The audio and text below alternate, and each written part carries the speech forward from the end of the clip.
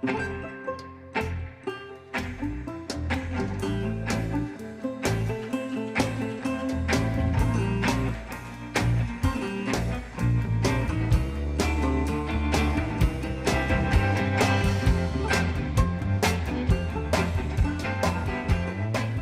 name is Drew Bissell. I was asked to read for Readings Under the Influence, or RUI. I chose to read a piece of my grandfather's. They're actually selections from his book, My Life on the Mississippi, or Why I'm Not Mark Twain.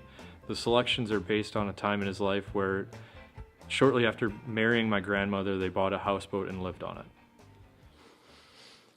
Bill Burden had a houseboat. That may have started it.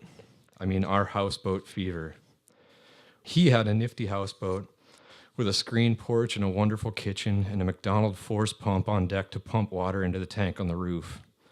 There was a plop-plop into the river toilet and a little gem wood stove in the main cabin and Aladdin mantle lamps. It was just about as snug as you could imagine. This was the first houseboat my child bride had ever seen, and it was the first one I'd ever been aboard that was not in a shantyboat class. This one had a design for living, designed by the boat and boiler works and living provided by the occupants. Let me tell you that everything you do is more fun on a houseboat, even washing dishes. Pumping water is a party, and stoking the fire, sweeping the deck, trimming the lamps are a lark when you can look out the parlor window and see a piece of driftwood floating by with a bird riding on it. So Bill and Lizzie used the houseboat for weekends and other holidays, and Bill was a chef and fed me my first coon, which coincided with my last roast coon. But oh, how we loved that houseboat hardly anyone will ever know. The luxury houseboat boom is on now, but the old Pampoo remains perfect in my memory. Every rivery thing about it was simple and natural and gadget-free and right. The only houseboat that comes near is my brother Mycroft's 3-room Hernando's, which he built with his bare hands and has gas lights.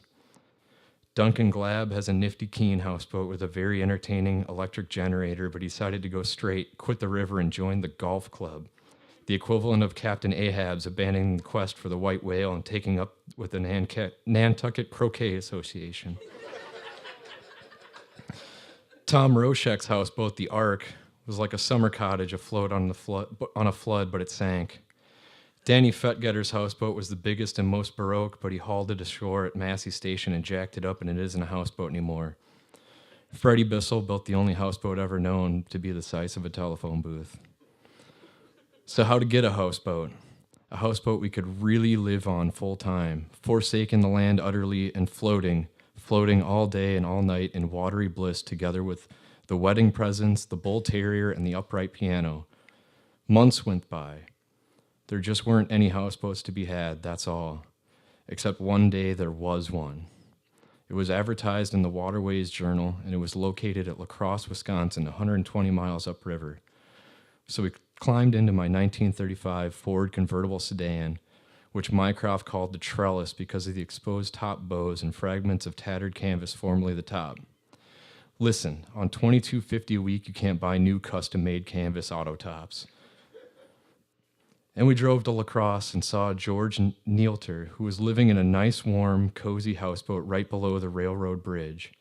He rowed us across the river, and there, stranded on the island among the bare, wintry trees, was the former Corps of Engineers quarter boat number 237, looking for all the world like a framed country hotel transplanted to a barge. 2 stories high with a gable roof, overhanging Swiss balconies at each end. With 40 12-light windows, it was an awesome sight. It was also sunk. The front door was open, and the current, nearly up to the doorknob, was entering enthusiastically and rushing through the house and out the back door 60 feet away. Yes, the barge was 80 feet long, and that's quite a barge. Well, that there leak now, that don't amount to much, George said. I'll borrow this big fire pump from the city and pump her out, and I'll lend you that there pump until we get her down to Dubuque. We paid $500 for this monstrous leaker and $100 to a fisherman who towed it to Dubuque with a flatboat, us dangling behind on a line. The only time he said he could do it was at night, and he'd never been below Lynxville, so he spent the night hunting buoys with a 5-cell flashlight while we were back on the house, keeping her afloat with that City of La Crosse fire pump. This had a 4-inch discharge and a big delivery, but even so, our new home had to be pumped every hour. It would have been the end. It was not really a fun trip, but we made it to Dubuque Harbor. Other pumps were brought into play, and daily life became a struggle to keep our $500 investment in home from slipping beneath the waves. A sunken boat is the saddest sight on earth. Thanks, guys.